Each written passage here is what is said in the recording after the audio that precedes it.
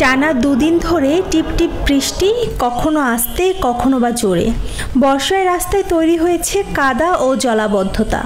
এর সঙ্গে যুক্ত হয়েছে তীব্র যানজট। যাত্রীদের গুনতে হচ্ছে বাড়তি ভাড়া, অনেক ক্ষেত্রে অতিরিক্ত ভাড়া দিলেও মিলছে না রিক্সা অথবা যানবাহন। সিএনজি পাচ্ছি না, আর প্রচুর পরিমাণ দাম চাচ্ছে, এর জন্য ব্যাকে করে চলে যেতেছে।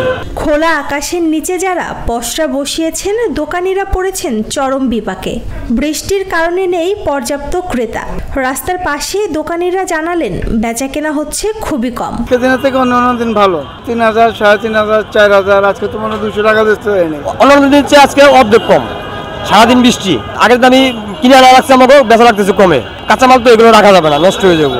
পথচারীদের গুনতে হচ্ছে অতিরিক্ত ভাড়া।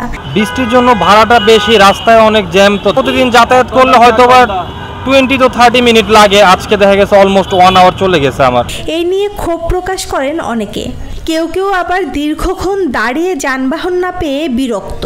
এই পরিস্থিতিতে দুর্ভোগে পড়তে হচ্ছে অফিস ফেরত কর্মজীবী মানুষ থেকে শুরু করে শিক্ষার্থী, নারী ও বৃদ্ধরা। আমাদের রিক্সা না বাড়িলে আমাদের সংসার চলে না। বাচ্চা নিয়ে বের হয়েছি কাজের জন্য, তো বৃষ্টি জ্যামজট আছে, তারপর গাড়ি ভাড়া তো বেশি যাচ্ছে, যে গাড়ি ভাড়া কম ওইটার থেকে আরো বেশি ডাবল চাচ্ছে। আবহাওয়া অফিস জানিয়েছেন বৃষ্টিপাতের এই প্রবণতা আরো কয়েকদিন থাকতে পারে।